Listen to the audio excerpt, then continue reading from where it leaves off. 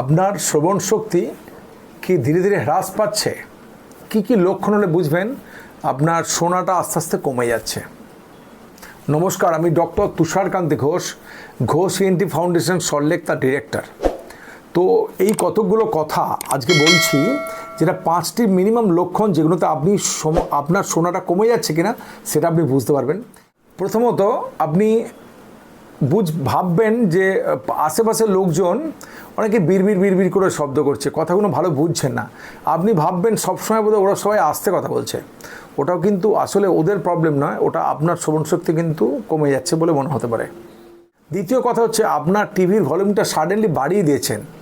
আপনার স্বাভাবিক মনে হচ্ছে, কিন্তু বাড়ির লোক বলছে না, বড্ড বেশি ভলিউমে তুমি শুনছো। আসলে এটা একটা অদ্ভুত জিনিস। চোখে যেমন আমরা প্রথম দেখতে পাই, আমরা চোখে দেখতে পাচ্ছি না অনেক জিনিস। কানের ক্ষেত্রে কিন্তু অন্যরা বলবে, আমরা নিজেরা অনেক সময় বুঝতে পারি না যে আমরা কিন্তু কম শুনছি। তো বাড়ির লোক যদি বলে না তুমি শুনছো কম, তাহলে কিন্তু সেটা গুরুত্ব দিতে হবে। 3 নম্বর পয়েন্ট হচ্ছে যে আপনি মাঝে মাঝেই কিছু শুনলেন আর বললেন, কি বললে, আবার বলবে, কি বললে যেন বুঝতে পারলাম না, আবার বলবে।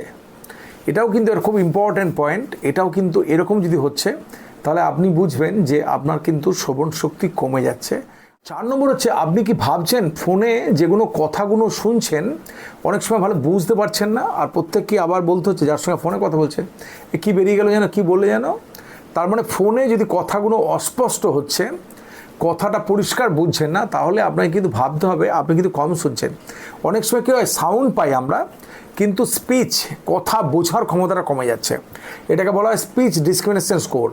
আপনি ভাবছেন কথা বুঝছি, আমি শুনছি, তো কথাগুলো বুঝতে পারছি না, এটাও কিন্তু আপনার শোনার ক্ষমতা কিন্তু কমে যাচ্ছে। সঙ্গে মেন যেটা আমাদের আরও ইম্পর্ট্যান্ট হয়, কানের মধ্যে শোঁ শোঁ ভোঁ ভোঁ শব্দ শুরু হয়ে যায়।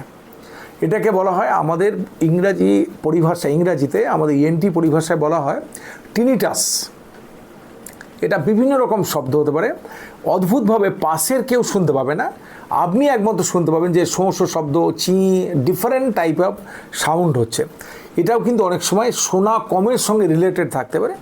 এছাড়াও কম শোনা ছাড়াও আপনার যদিও অন্য কারণেও টিনিটাস হতে পারে। এটাকেও আপনি কিন্তু অবহেলা করা উচিত নয়, এটাও আপনার ডাক্তারবাবুর শরণাপন্ন হওয়া উচিত। তার মানে এই শোনা যে কমছে, যে পয়েন্টগুলো আমি বললাম, এগুলো আপনি কিন্তু মিলিয়ে দেখুন, তারপর আমাদের সঙ্গে আলোচনা করুন যে সত্যি আপনার কমছে কিনা। যদি কমে, তাহলে কিন্তু আপনি ডাক্তারবাবুর শরণাপন্ন হন এবং এটা অডিওমেট্রি করে দেখুন।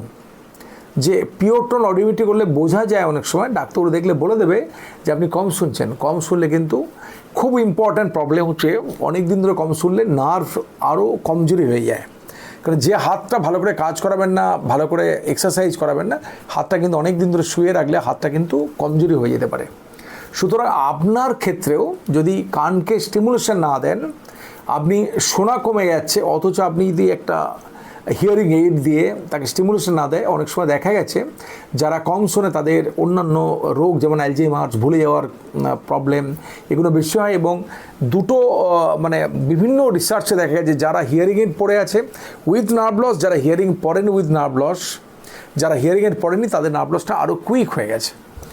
তো এটা অবশ্যই ইম্পর্টেন্ট যে আপনি কানে কম শুনছেন অথচ সেটাকে গুরুত্ব দিচ্ছেন না, এটা কিন্তু করবেন না। এটা আপনাকে ঠিক করার জন্যে ডাক্তারবাবুর শরণাপন্ন হতে হবে।